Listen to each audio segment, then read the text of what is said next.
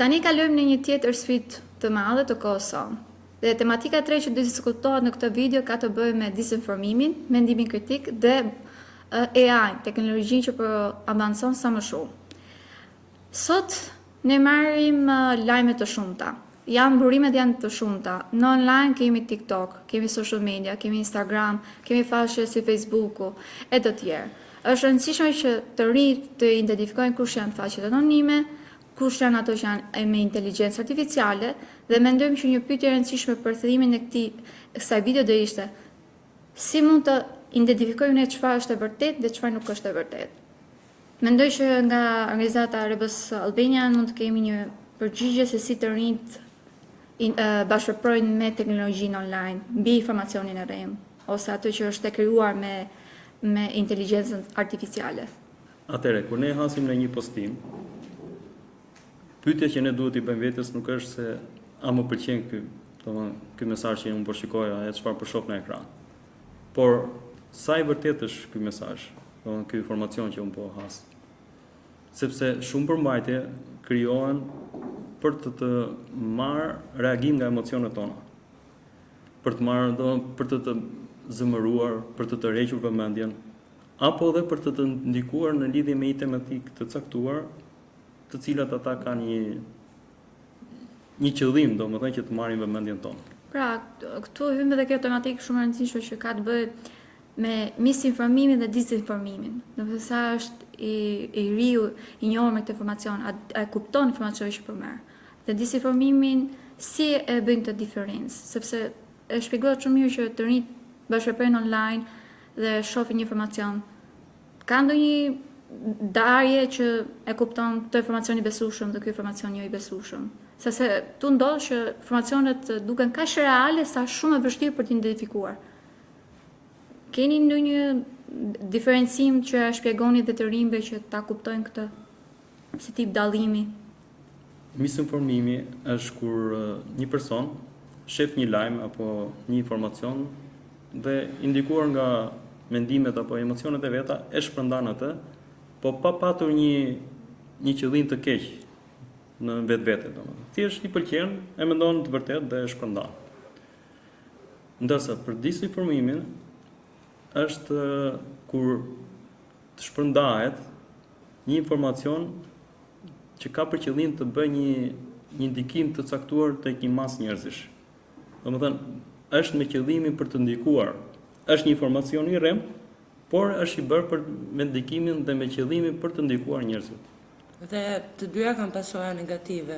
Po, patjetër. Sepse për shembull një lajm i rrem për sigurinë, për shëndetin publik ose për një person publik ose për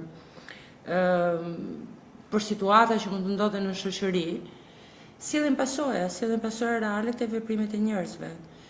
Kështu që duhet të jemi pak më të limituar që ku aksesojmë, duhet ta vërtetojmë akoma më mirë atë informacionin që ne lexojmë, sepse mund të sjellë shumë veprime të dëmshme për ne.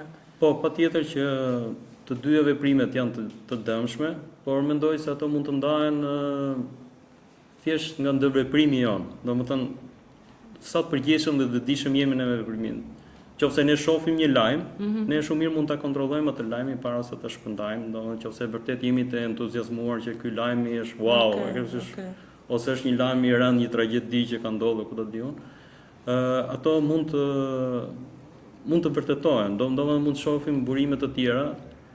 Domethënë, a ka burime të tjera për këtë lajm? Ose qofse shohim një emër, një person i cili ka deklaruar, domethënë që ka ndodhur kjo ose është e vërtetë ose shkenca ka arritur këtë, domethënë, ne mund të kontrollojmë në lidhje me emrin e këtij personit para se ta shpërndajmë. Ose shkojmë në burim, domethënë. Qofse një organizatë e caktuar, domethënë që mund të lidhet me dezinformacionin, domethënë ka tendencën të shpërndan dhe në mënyrë masive disa ditë po jep një informacion. Prapë ne me përgjegjësinë tonë para se të shpërndajmë këtë informacion, mund të ta kontrollojmë dhe mund të shmangim për shembull në këtë rast një disinformacion. Pra, të rinjt para se të marrë një burim, duhet të shikojnë kush e ka publikuar, kush është autori, cili është institucioni që e ka publikuar këtë informacion dhe bëjnë një farë krahasim, burimesh, që të identifikojnë edhe atë që mund të jetë misinformim dhe disinformim. Po pra, mund përdoret një praktike thjesht, domethënë që është në 3 hapa. Domethënë çdo person mund të përdori këto 3 hapa që janë të thjeshtat. Hapi i parë ndalon, domethënë shef një informacion ndalon, nuk nxitohesh për ta postuar. Hapi i dytë është e konfirmon, domethënë, a ka burime të tjera. Dhe hapi i tretë është që mund të bëjmë krahasime. A ka burime të tjera që raportojnë apo japin këtë lloj lajmi, domethënë, këtë ndodhi. Po në rastin e titujve emocional që përdor për shembull tani në TikTok, në social media, ke këto influencerat ose rrjetet që përdorin këto video shkurtë, 20 minuta dhe japin informacion shumë të shpejt. Mendoni që këto tituj ndikojnë, këto tituj në mënyrë emocionale për të rinjt, ku bën një postim për shembull, ka të rinj që ka ne patëm raste kur sot është pushim, dhe një informacion nga institucionet dhe nuk është i konfirmuar dhe të rinjt e marrin si mërqin sigurisht informacionin saktë. Sakt. Duhet që të rinjt kontrollojnë përpara se ta bëjnë këtë informacion. Mendoj që ky tërhap është po praktikohen nga të rinjt? Të rinjt, do mendoj edhe të rinjt, po dhe të personat moshë madhore mund të jenë në të njëjtën problematik, pasi shumë përmbajtje janë krijuar për të ngacmuar emocionet tona, domethënë luajnë me emocionet tona, me zemërimin, me euforinë, me entuziazmin, me trishtimin. Dhe kjo është dhe një praktik, domethënë që përdorin në botën digjitale, që janë praktikat e clickbait.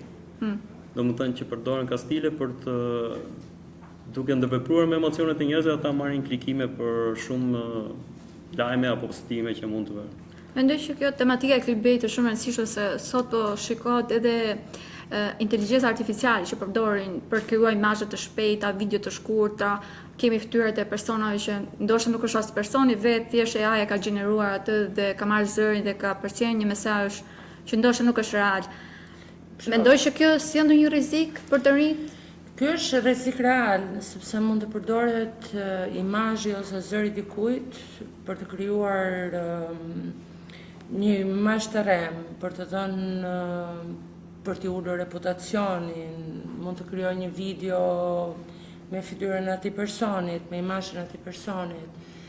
Është një problematik që përgjithsisht duke krijuar me inteligjencën artificiale prirën që ta dëmtojnë tjetrin në rastet e përdorimit të imazhit të dikujt.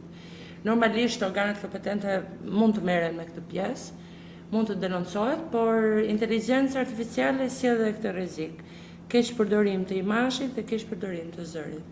Nga ana edukative, mendoni që të rinjt janë të vetëdijshëm për përdorimin e AI-s edhe inteligjencës artificiale? Dhe si e keni hasur ju këtë? Të rinjt nuk është se janë shumë të vetëdijshëm, por ne jemi përpjekur me takimet që kemi bërë me të rinjt nëpër shkolla, jemi përpjekur që të nxisim tek ata vetëdijen në lidhje me problematikat që mund të vinë nga përdorimi jo i dur i AI, pra inteligjencës artificiale. Ideja është që të rinjt duhet të kuptojnë që AI është një mjet pune. Domethënë është një mjet në shërbim të personave. Mund ta përdorësh në mënyrë kreative, mund të përdoret për zgjidhjen e problemeve të ndryshme. Mund të krijohen dhe përmbajtje, domethënë që mund të krijojnë frymëzim tek shoqëria apo te grupet e tyre shoqërore. Por në mënyrë absolute unë mendoj që ai nuk duhet përdorur ose nuk duhet të jetë mine në përdorim të AI-t apo të, le të themi, veprime jo të mira që mund ndodhin me inteligjencën artificiale. Pikërisht mendoj që etika është shumë e rëndësishme ku përdorim AI-n dhe kjo është një pikë që ju sapo e përmendët. Dhe mendoj që një tekst i krijuar, një imazh i krijuar duhet të përdoret vetëm për anën kreative dhe jo për të realizuar mashtrime, manipulime, që besoj që ju e shpjeguat edhe shumë mirë. Por le ta lidhim pak me gjurmën digjitale. Të rinjt E din çfarë është gjurmë digjitale? Mendoni që ka ndonjë përkufizim për gjurmën digjitale? Gjurma digjitale është ajo çfarë ne bëjmë gjatë kohës apo në ndërveprimin që ne kemi në botën digjitale. Mund të jetë çdo gjë që është bërë e mundur aty, domethënë një postim fotografie, një shkrim, një mesazh që ne mund të shpërndajmë në për grupe të ndryshme, por është edhe ajo çfarë të tjerët postojnë rreth nesh. Domethënë, e gjitha kjo, domethënë, gjithë ky ndërveprim dhe gjithë ky informacion që hidhet në botën digjitale rreth personit ton, krijon dhe atë formon dhe imazhin ton digital. Pra është ajo gjurma jon digjitale që ngel aty ajo. Ajo ngel aty, ruhet nëpër servere të ndryshme dhe ngel aty për gjithmonë. Mendoj që kjo ishte edhe një pyetje që edhe të rinjt e bëjnë sot shumë, e thonë që unë e fshiva atë foto, e fshiva atë postim dhe nuk ekziston më. Kjo nuk është gjithmonë e vërtet. Dikush mund të ketë bërë screenshot, mund të ketë ruajtur përmbajtjen, mund ta ketë shpërndar. Pra, fshirja nuk garanton gjithmonë eliminimin. Fshirja nuk është sentiment dhe garanton që gjithçka është dukur online. Mendoni që ka rëndësi për të ardhmen, për të rinjt, ku kjo gjurmë digjitale? Në profilin e tij online mund të spikaten shumë gjëra. Pra, mund të shifet reputacioni që ai ka në shoqëri. Mund të shifen për shembull nëse do të ketë një të drejtë studimi, mund të ndikojë në të drejtën që ai mund të marrë për studim, pasi shifet se sa serioz mund të jetë ai person në studime apo në veprimet e tija. Gjithashtu edhe në një aplikim pune. Ka filluar, ka disa kohë tashme që kompani të ndryshme kur bëjnë intervistat apo që marrin njerëz për në punë, shohin i vënë vëmendje dhe gjurmës së personit, gjurmës digjitale. Pra, është një ndikim konkret, real dhe jetësor në jetën dhe në vazhdimsinë e jetës të rinjve. Prandaj duhet patur kujdes. Po, si mund ta menaxhojnë të rinjt gjurmën tyre digjitale? Ato që realisht kanë bërë gabime dhe janë përpikur të fshinë, por ky informacion mund të jetë akoma online, si mund ta menaxhojnë tani në të ardhmen? Çfarë mund të bëjnë për të përmirësuar gjurmën e tyre digjitale? Po, ata mund të fillojnë së pari të krijojnë një vetdije, domethënë duke filluar që nga gjërat më të vogla që mund bëhen, nga postimet që mund bëhen në gjatë kohës online. Pra të mendojnë mirë para se të postojnë, domethënë ta marrin pak me qetësi, mos kenë shumë entuziazëm kur bëjnë postime, pasi ato ngelin aty. Edhe kur fshihen ngelin, ka shumë raste që edhe pse janë fshirë nga një platformë e caktuar, një foto, një video, ajo është gjendet sërish në atë platformë, ose vetë platformat i ruajnë ato. Dhe tjetra ishte për shembull, ka dhe është një metodë e thjeshtë për shembull që her pas here të rinjt, po dhe ne vetë nuk është se përjashtohemi nga ky rast apo nga kjo problematike kësaj kohe. Mund të bëjmë kontrolle her pas here, mund të kontrollojmë, thjesht fusim në Google për shembull emrin ton, kontrollojmë dhe mund të shohim se çfarë del aty si gjurmë digjitale, le themi. Këto janë ato çfarë mund bëjmë, domethënë, ose çfarë mund bëjnë të rinjt. Dhe unë do shtoja që të mos publikojnë të dhëna personale, të mos publikojnë dokumenta, të mos publikojnë karta identiteti, llogari bankare, çdo informacion që mund të shërbej për format e mashtrimit ose për format e vjedhjes në jetën virtuale.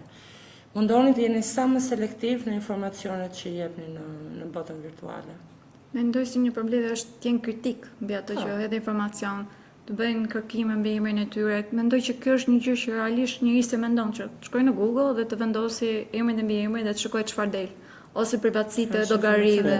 Mendoj që kjo është një feedback shumë i mirë për prindërit që të kontrollojnë fëmijët e tyre rrjetet sociale dhe shikojnë çfarë po ndodh. Është një mënyrë shumë e mirë. Po, dhe për prindërit, po dhe në diskutime apo në takime që kemi pas me të rinjt, ka pas raste kur ja kemi sugjeruar këtë veprim dhe e kanë bërë, dhe ata ka pas raste që vetë janë habitur me çfarë kanë gjetur aty, domethënë çfarë i kanë dalë aty në kërkime, për emrin apo personin e tyre.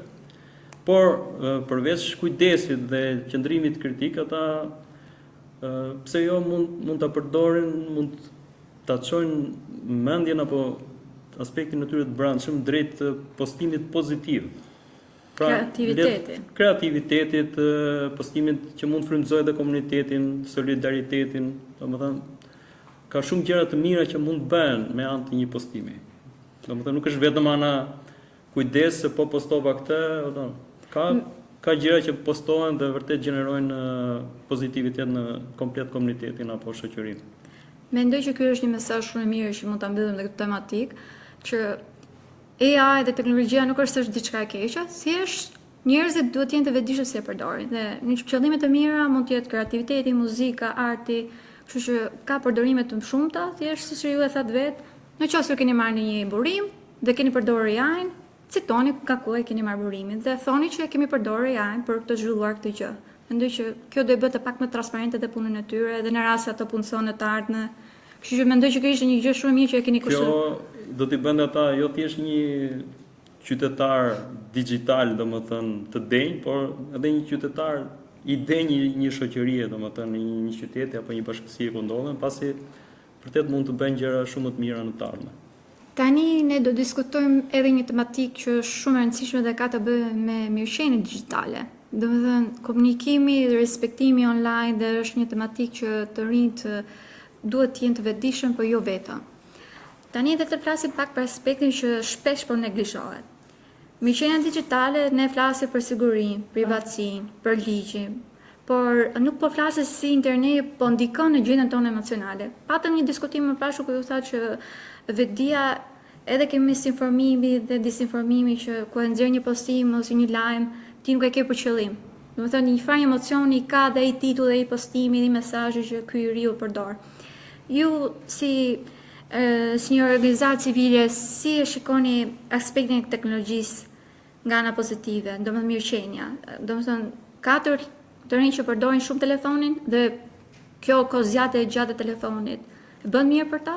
Përdorimi në kohë të gjatë të telefonit nuk bën mirë jo vetëm për të rinj, por për çdo person, domethënë. Patjetër që përdorimi i teknologjisë, siç e thamë më parë, ka avantazhet e veta, ka benefitet e veta, mund të mësojmë, mund të përdorim për të krijuar përmbajtje nga më të ndryshmet. Pra ka benefitet e veta. Por nëse ne humbim balancën në mënyrën e përdorimit të teknologjisë apo le të themi si objekt telefonit, ajo mund të krijojë pastaj problematika në lidhjen me mirëqenien tonë apo me shëndetin tonë mendor dhe fizik. Pra, një farë mënyrë të rinj duhet të kenë një balancë, sepse ne sot i thuash një të riu që mos e përdor më telefonin është si tabu, është bërë si tabu. Kështu që mendoj që ju keni arritur të krijoni një farë lidhje që të rinjt përdorin programe të cilat ka mundësi, siç mund të jetë një program për rapin. Ti hecën tek liçeni e shikon në gjurmën digjitale, kanë bërë kaq mi hapa. Ndoshta kjo është diçka që ja keni sugjeruar edhe të rinjve që të marrin një pauzë nga përdorimi i rrjeteve socialeve ose nga programet, sepse nëse ti thua një piktori që përdor graphic design ose që përdor programe që e ka për punë, është pak e vështirë ti thuash të rinjve mos e përdor. Keni pasur to diskutime me të rinjt që thonë jo? Tani, nuk është se ata janë shumë të hapur për ta pranuar idenë e mos përdorimit të telefonit, dhe është një objekt shumë i shtrenjtë për ta. Por që ne jemi përpjekur të komunikojmë dhe të japim ato sugjerimet të cilat mund të ndihmojnë në atë balancën që ne përmendëm më përpara, pra që ata të mos dëmtohen, po të kenë një farë mirëqenie në vazhdimsinë e jetës së tyre. Pra një farë mënyrë të krijojnë ato kufit e shëndetshëm digital. Po, që mund të jetë për shembull her pas here të shkputë nga rrjetet sociale. Le të marrin një pushim nga rrjetet sociale. Ose gati shumë njerëz, domethënë, flen me telefon te koka. Kjo po është një problem. Para gjumit, çdo kush mund ta ketë dhe sfidë, jo vetëm të rinj, që ta heqë telefonin dhe mos të flejë me telefon te koka, por ta lejë diku tjetër. Kur të nisi dita në vazhdim, mund të rizgjohet dhe ta marrë telefonin, domethënë, vazhdoj jetën e tij me telefon. Mund të heqë njoftimet të panevojshme. Janë duke përdorur shumë rrjete sociale apo aplikacione, vinë njoftime nga më ndryshme vazhdimisht, të cilat marrin vëmendje, tërheqin vëmendjen, shpërqendrojnë. Le të themi e ngarkojnë në mënyrë pa nevojshme personin me gjëra që nuk i duhen, domethënë. Kështu që ato thjesht mund të bëhen në mënyrë të heshtur, pra, silencioze dhe mund të menjanohen. Unë do shtoja që nga perspektiva e të drejtave është e rëndësishme të kuptojmë që ka dhe një jetë private. Të rinj duhet të kuptojnë që edhe pse shoku tyre ti shkruan një mesazh në WhatsApp, nuk të përgjigjet, pavarësisht se ti the po unë të pash online, ai ka të drejtën e tij për të përgjigjur në mënyrën e duhur në momentin e duhur. Domethënë, duhet të kemi gjithmonë parasysh që duhet të ruajmë pak vlerat e të drejtave, edhe fëmijët mos të nxitohen që të postojnë direkt, ose ti thon shokët e vet pse nuk e postove, unë të dërgova këtë fotografi. Është një lloj si në botën reale, që çdo kush duhet të respektojnë kohën e tjetrit. Kështu që nuk mund të ndikojmë në zgjedhjet edhe në botën virtuale. Po një aspekt që është shumë i rëndësishëm për të diskutuar është edhe ky presioni online që është i padukshëm, pse nuk ti e the shumë mirë, pse nuk ktheve përgjigje, ose unë të pash online, ti bëre mesazhet sim, po ti nuk reagove. Por ndoshta mund të ketë qenë situata që edhe Leoni shpjegoi që ka të rinj që kam vendosur disa aplikacione që janë me minotazhe, domethënë ai nga ora 2-3 ka marrë një pauzë. Kjo mund të jetë edhe diçka që është pozitive dhe prindit nuk janë kontshient të teknologjisë që përdoret në këtë mënyrë. Prandaj them që AI dhe teknologjia po bashkëpunojnë në mënyrë shumë të mirë dhe duhet krijohet një balancë shumë edukuese për të rinjt, për studentët, por jo vetëm ata, edhe ne të rriturit duhet krijojmë këto balanca. A shikoni që duhet ke edhe këtë kujdesin si hap kamerën, më kë po flet, zëri, si po interpreton mesazhe, dhe a mendoni që të rrit ose në organizat nuk i ndihen e rehat? Për shembull, mund ketë prindër që i thënë, të lutem, keqe mamit, keqe babit, të lutem mos e përdor më telefonin për 2 orë ose bë pauza. A mendoni që ky është një drejtim i duhur i prindërve ndaj fëmijëve për përdorimin e teknologjisë? Ose gjurmës tyre digjitale që të... Ajo ka të bëjë dhe me rrokje, me përqasjen që ka prindi me kundrejt fëmijëve, domethënë se sa vërtet ata mendojnë dhe duan të kenë atë rolin këshillues ndaj fëmijëve. Patjetër që një prind që kërkon, domethënë që i thotë mos e përdor, lëre më pak, domethënë ule kohën e përdorimit, ka plotësisht të drejtë ta bëjë dhe e ka për të mirën e fëmisë apo të rinjve.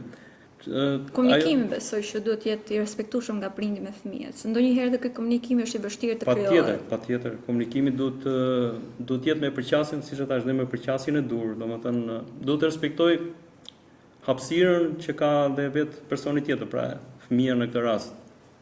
Nuk mund të thjesht duam dhe patjetër duhet ta bëj, domethënë. Nga aspekti ligjor se shikoni komunikimin që mund të ketë që duhet të jetë i respektueshëm online. Domethënë duhet të harrojnë fëmijët çfarë postojnë, si postojnë dhe to klikimet, përqime. Jo, fëmijët duhet të kenë parasysh gjithmonë pëlqimin. Çka do të thotë, nëse një shoku jot ka bërë një postim dhe ti nuk ndjehesh, nuk të pëlqen që ta ndash atë postim ose nuk do, nuk je detyruar ta bësh. Duhet pasur gjithmonë parasysh pëlqimi për çdo veprim që ti kryen në hapësirën virtuale. Pra, një farë mënyrë duhet edukojmë të rit. Mendoj që këtë punë e keni bërë dhe ju me projektin Mind Over Screen, që po edukoni të rit që të pyesin, të kërkojnë leje, të kërkojnë pëlqimin, të mendojnë, të kenë kritikë edhe për atë gjurmë digjitale që ata po krijojnë online.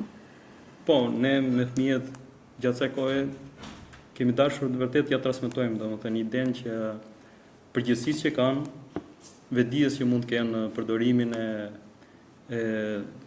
internetit, teknologjisë botës digjitale, por kemi dashur edhe të transmetojmë atyre të kuptojnë që ata kanë një hapësirë, domethënë të tyren, që jo çdo kush në orar pa orar mund ta shkelë apo mund të ndërhyjë tek ajo hapësirë, domethënë pa dashjen e vet personit. Por keni mundur të diskutoni me të rinj nëse ka pasur përdorimin e teknologjisë për kaza të mira, për shembull mund kemi pasur raste të ndryshme që ju mund të na prezantoni se si të rinjt mund ta përdorin teknologjinë për të ndikuar më mirë për bashkëmoshatarët, për të rriturit. Për shembull në rastin për shembull kur një fëmijë ka qenë i sëmurë dhe klasa është mbledhur dhe ka bërë donacione, mendoni që është mirë të krijohet një postim online ku kërkohen donacione sepse po shikojmë që po ndodhin në rrjetet sociale? Po patjetër, po kjo varet se sa vërtet ata e kuptojnë që mund të përdorin teknologjinë për këtë gjë, domethënë. Kthehemi te ajo që tham në episodin e kaluar, domethënë që përdorimi i teknologjisë nuk mund të jetë vetëm për problematika, po mund të ketë raste ku përdoret për frymëzim, për ndihmë, për solidaritet. Mund ta përdorin edhe për të njohur të drejtat e tyre, për shembull. Po, të kërkojnë informacione. Për të publikuar një padrejtësi, mund të marrin pjesë në jetën publike. Për shembull, është shumë i bukur shembulli që thatë për një shokun e klasës. Dhe është pjesë që ti të jesh pjesë e hapësirës virtuale ose të marrësh pjesë në jetën shoqërore. Ka shumë përdorime të mira. Interneti jep mundësi që të njohësh dhe të drejtat e tua dhe të jesh pjesë e shoqërisë. Shumë bukur. Mendojmë që një pyetje shumë e rëndësishme është edhe qëllimi që po i frikson të rit nga interneti. Pra, po përmendë shumë anë pozitive dhe negative.